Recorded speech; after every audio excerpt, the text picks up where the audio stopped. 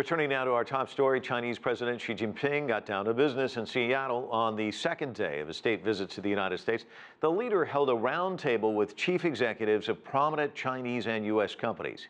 He then toured airline maker Boeing and announced China's largest order ever.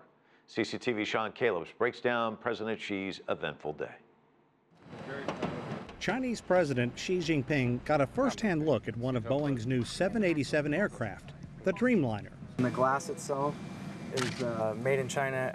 And brought some good economic news for the airline giant. President Xi announced China is buying 300 new Boeing planes, China's largest purchase ever.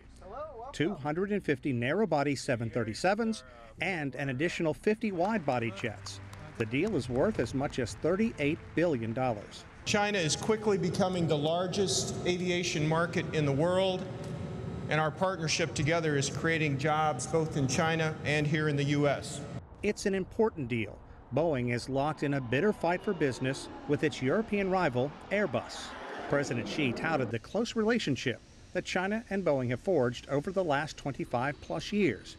In 2013, China became the only country outside of the United States to buy 1,000 aircraft from Boeing.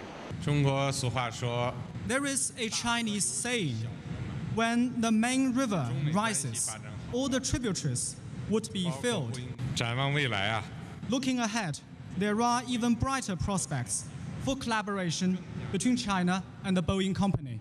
President Xi told the crowd gathered at Boeing that eventually China will manufacture its own planes. But that does not mean an end to the close association it has with U.S. companies. The Chinese market is going to be a tremendous opportunity for international suppliers and manufacturers going forward. And all of this will create enormous business opportunities for American corporations, including Boeing.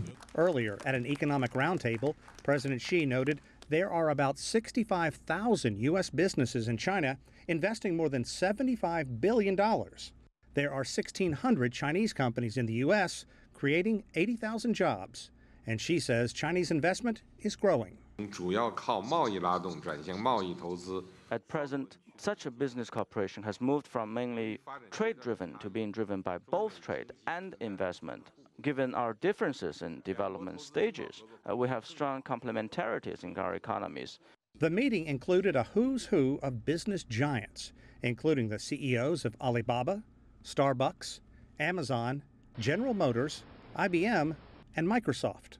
China's president concludes his day with a trip to Microsoft's campus.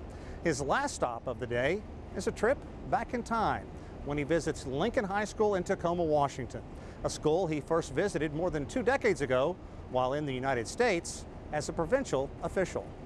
Callebs, CCTV in Washington.